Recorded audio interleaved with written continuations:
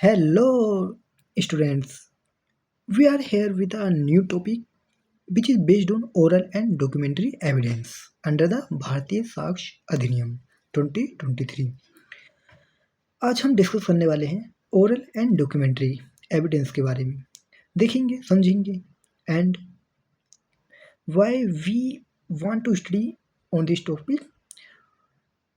Basically, we are studying here based on the second sem LLB paper. ठीक है, तो चलिए देरी ना करते हुए शुरुआत करते हैं आज के इस इम्पोर्टेंट टॉपिक को। तो यहाँ पर अगर हम इंट्रोडक्शन देखें तो भारतीय साक्ष्य यहाँ पर भारतीय साक्ष्य अधिनियम 2023 जो है इसने रिप्लेस किया इंडियन एविडेंस एक्ट 1872 को and govern the admissibility which relevance and proof of evidence in Indian court.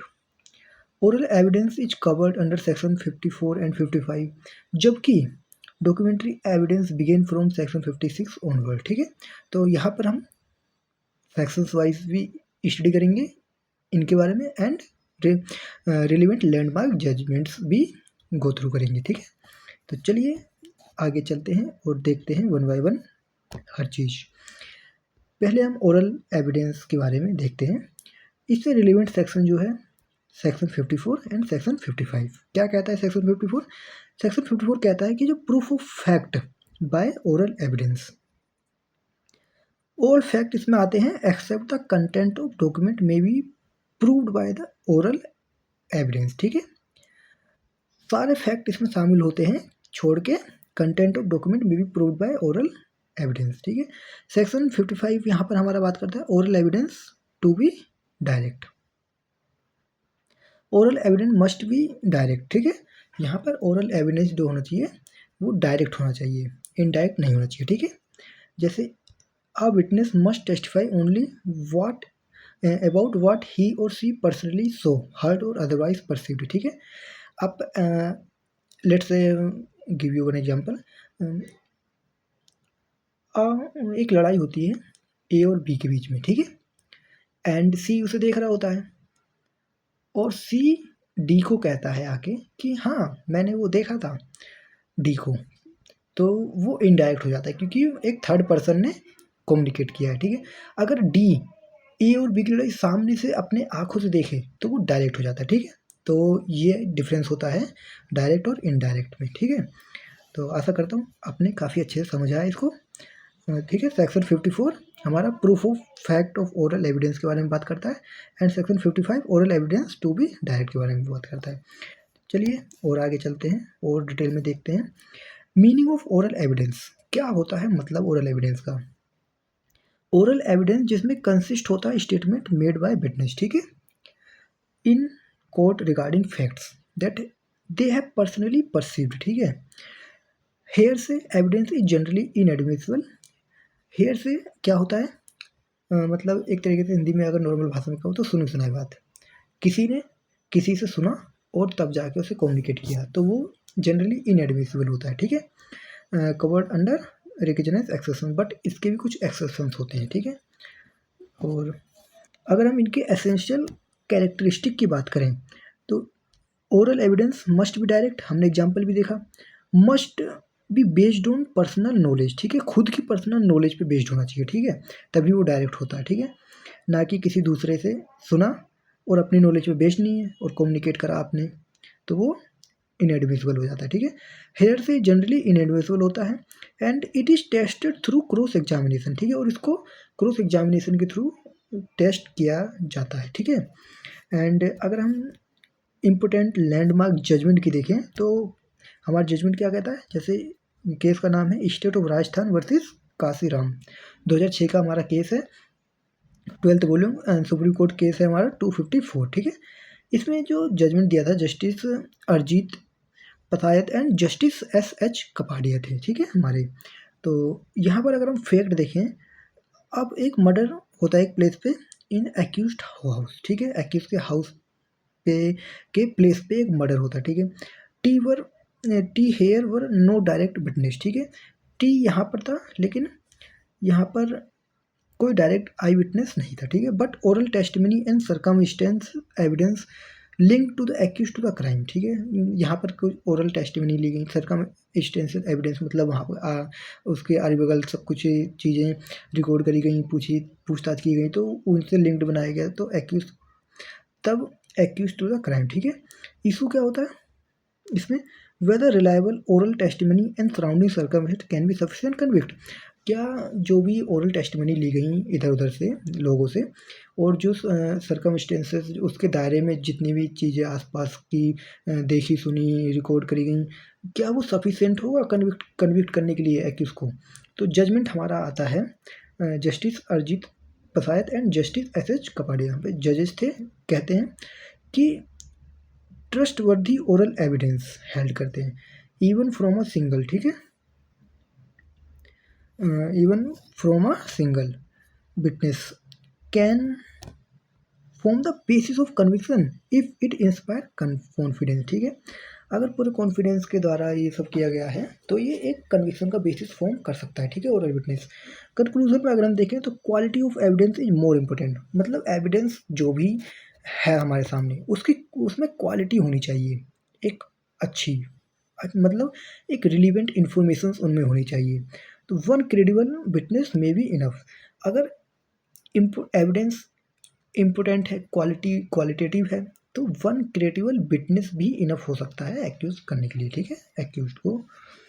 And अगर हम दूसरा केस देखें, जो दूसरा केस हमारा है Vadivelu Thevar versus state of Madras, 1957 का केस है ये, सुप्रीम कोर्ट केस है 614, ठीक है। इसमें जस्टिस थे हमारे BP Sinha and justice PV Gajendragadkar, ठीक है। फैक्ट क्या है, the prosecution relied primarily on the testimony of one witness, ठीक है। जो मतलब एक ही विटनेस के टेस्टिमनी पे प्रोसिक्यूशन जो है वो प्राइमरली रिलाई करता है, बेस्ड हो जाता है, ठीक है। तो इशू क्या यहाँ पे क्रिएट होता है कि whether conviction can be based on the testimony of a solitary witness, एक ही विटनेस के द्वारा की टेस्टिमनी पे क्या कन्विक्शन करना सही होगा, ये सब इशू क्रिएट होता है यहाँ पर। तो जजमेंट हमारा आता है if the witness is Holi reliable conviction can be based on testimony alone, अगर विटनेस की बातें रिलायबल हैं, एविडेंस रिलायबल हैं, तो एक ही विटनेस सफिशिएंट होगा कन्विक्ट करने के लिए, ठीक है। तो यहाँ पर हम कंक्लूजन अगर देखें तो a single direct and trustworthy witness is legally sufficient, ठीक है। एंड इसके बाद हम देखते हैं डॉक्यूमेंट्री एविडेंस, ठीक है। यहाँ पर हम डॉक्यूमेंट्री एविडेंस के बारे में देखते हैं। तो इससे अगर हम रिलीवेंट सेक्शन से अगर हम डील करें इसके, तो section 56, section 57, section 58, section 59, section 60, ये सेक्शंस 56 से लेके 60 डील करते हैं डॉक्यूमेंट्री एविडेंस। और सेक्शन 56 हमारा कहता क्या है, what about our section 56, this is about proof of content of documents, the content of document may be proved by primary और सेकेंडरी एविडेंस। अब ये एविडेंस भी प्राइमरी भी होता है और सेकेंडरी एविडेंस भी होता है, ठीक है। इसके बारे में आगे देखेंगे। और सेक्शन 57 हमारा क्या बात करता है, प्राइमरी एविडेंस का, और सेक्शन 58 हमारा सेकेंडरी एविडेंस की बात करता है। जैसे प्राइमरी एविडेंस यहाँ पर देखिए ओरिजिनल डॉक्यूमेंट जो होता है उसे हम प्राइमरी एविडेंस में रखते हैं। एंड हमारा जो सेकेंडरी एविडेंस होता है, जैसे सर्टिफाइड कॉपी हुई, फोटो कॉपीज हुई, एंड लीगली रिकग्नाइज सब्स्टिट्यूट हुआ, मतलब एक की कॉपी दूसरी, एंड ठीक है उसी के जैसा दूसरा।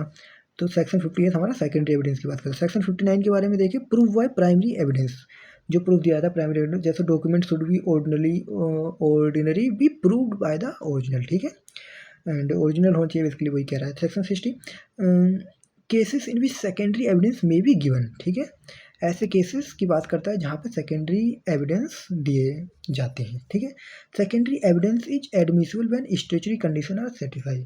अब स्टैच्यूटरी कंडीशंस डिफरेंट टाइप्स हो सकती हैं, अगर स्टैच्यूटरी कंडीशंस एडमिसिबल और सेटिस्फाइड होती हैं तो उसे सेकेंडरी एविडेंस एडमिसिबल कर लिया जाता है, ठीक है। तो ये हमने 56 से 60 तक सेक्शंस देखे। एंड अब हम देखेंगे meaning of documentary evidence, meaning की बात करेंगे यहाँ पर, ठीक है। जैसे like documentary evidence include written and electronic record such as contract हो गए हमारे, एंड सेल डील विल्स हो गए, certificate like government records and digital documents itself, these are documentary evidences. And if we talk about some landmark judgments, तो here we can see Roop Singh versus Mohan Thedani, which is based on 2003 year, ठीक है, and supreme court case 595 volume 6 का है, ये में mention किया गया है। इसमें हमारे जो जस्टिस थे, justice Doraiswamy Raju versus justice Arun Kumar थे, ठीक है। एंड इसका अगर हम फैक्ट की बात करें तो एक party attempt to prove the term of written agreement through oral statement inconsistent with the document, this are the fact, ठीक है। एक जो पार्टी है एक रिटर्न एग्रीमेंट को ओरल स्टेटमेंट के थ्रू मतलब उसको प्रूव करना चाहती है, तो इनकंसिस्टेंट बताया गया था विद द डॉक्यूमेंट, ठीक है। तो इशू ये क्रिएट हुआ whether oral evidence can be override the content of written document, क्या रिटन डॉक्यूमेंट को ओवरराइड कर सकता है ओरल एविडेंस, तो इसकी ये इशू इसमें क्रिएट हुआ। तो जजमेंट क्या आया, जजमेंट आया कि जो हमारा सुप्रीम कोर्ट ने हेल्ड किया कि when term are reduced to writing the document itself is the best evidence of those term, जब किसी टर्म को मतलब लिखा जाता है, एक डॉक्यूमेंट बनाया जाता है रिटन डॉक्यूमेंट, तो वो बेस्ट एविडेंस की कैटेगरी में आ जाता है, ठीक है, बेस्ट एविडेंस उसको कहा, ठीक है, कोर्ट ने। तो कंक्लूजन ये आया कि documentary evidence prevails over contrary oral assertions, ठीक है। तो ओरल असर्शन जो दिए गए हैं उससे ज़्यादा मतलब बेस्ट एविडेंस होता है हमारा डॉक्यूमेंट्री एविडेंस, तो ये कहा गया इस केस में, ठीक है। But subject to limited exceptions, यहाँ पर भी कुछ लिमिटेड एक्सेप्शंस हो सकते हैं, may be some limited exception, ठीक है। एंड इसके बाद हम दूसरा केस देखें तो हमारा दूसरा जो केस है लैंडमार्क जजमेंट है, ये भी हमारा एच सिद्दीकी वर्सेस आ रामालिंगम 2011 का केस है, वॉल्यूम 4 सुप्रीम कोर्ट केस 240, ठीक है। एंड इसमें हमारे जजेस जो थे, जजेस की पीढ़ी जो थी वो justice P Sathasivam and justice B S Chauhan थे, ठीक है। एंड फैक्ट क्या है, a party sought to rely on photocopies without proving why the original were unavailable, ठीक है, when the original unavailable, ठीक है। तो यहाँ पर एक पार्टी जो है रिलाई करती है फोटोकॉपी से without proving by the original were unavailable, जब ओरिजिनल नहीं था तो वो फोटोकॉपीज़ के द्वारा रिलाई करके वो मतलब कोर्ट्स में वर्क करती है, ठीक है। तो इशू ये क्रिएट हुआ कि जो under what circumstance can photocopy be admitted as evidence, तो यहाँ पर इशू ये आया कि किस सर्कमस्टेंसेस में, किस मतलब कौन से ऐसे सर्कमस्टेंसेस होंगे जहाँ पर एक फ़ोटोकॉपीज़ को एडमिट किया जाएगा ऐसा एविडेंस, ठीक है। तो ये इशू यहाँ पर क्रिएट हुआ कोर्ट के सामने, ठीक है। तो जजमेंट ये आया कि secondary evidence is admissible only after laying a proper foundation showing the circumstance they justify it use, ठीक है। तो उसको पहले प्रॉपर फाउंडेशन शो करना होगा, उसका प्रॉपर फाउंडेशन उसका सेकेंडरी एविडेंस का है क्या, सर्कमस्टेंसेस उसके देखने होंगे, तब जाके उसको एडमिसिबल किया जाएगा, ठीक है। कंक्लूजन ये आता है निकल के, जो कॉपीज थी आर नॉट ऑटोमेटिकली एडमिसिबल, मतलब सेकेंडरी एविडेंस की कॉपीज ऑटोमेटिकली एडमिसिबल नहीं होंगी, यहाँ पर statutory requirement must be strictly followed, यहाँ पर स्टेचुरी रिक्वायरमेंट जो भी होंगी उसको स्ट्रिक्टली फॉलोड किया जाना चाहिए, ठीक है। लाइक सेकेंडरी एविडेंस आप ले गए फोटोकॉपी, वो अटैचमेंट्स वगैरह सही है नहीं है वो सब चीज़ें फुलफिलमेंट होने के बाद ही उसे एक्सेप्ट करा जाएगा, ठीक है। तो यहाँ पर जैसे एग्जांपल देखें, प्रैक्टिकल एग्जांपल्स हम यहाँ पर जैसे ओरल एविडेंस एग्जांपल देखें, आप विटनेस स्टेट, एक विटनेस कहता है कि आई सो अ स्टेबिंग बी, आई कहता है कि मैंने देखा है ए ने बी को चाकू मारा, this is a direct and oral evidence, ठीक है। बट डॉक्यूमेंट्री एविडेंस एग्जांपल का अगर हम देखें तो a sign rent agreement is produce to prove the term of tenancy, ठीक है। तो साइन करता है एक रेंट एग्रीमेंट और प्रोड्यूस करता है prove the term of tenancy, ठीक है, this is a documentary evidence. और यहाँ पर उसने क्या किया, देखा था और यहाँ पर साइन किया है, तो डॉक्यूमेंट्री हो जाता है ये, वहाँ पर ओरल हो जाता है। तो अगर हम यहाँ पर फाइनल कंक्लूजन देखें तो अंडर द भारतीय Sakshya Adhiniyam 2023 oral evidence and documentary evidence are the two principal mode of proof, ठीक है। Oral evidence must be direct based on personal knowledge, documentary evidence is proved primarily through original document with secondary evidence permitted only in legally recognise circumstance. जब वैसे original document ही prove मतलब लिया जाता है, लेकिन secondary evidence भी दे सकते हैं जब लीगली रिकग्नाइज सर्कमस्टेंसेस के साथ प्रोड्यूस किया जाए तब परमिट किया जाएगा secondary. The landmark judgment discuss above remains foundational authorities for understanding this principle. जैसा कि हमने लैंडमार्क जजमेंट जो ऊपर थे हमने देखे, और वो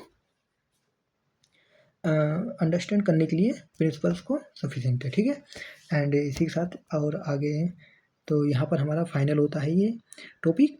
तो आशा करता हूँ I hope you have understand clearly this topic, ठीक है।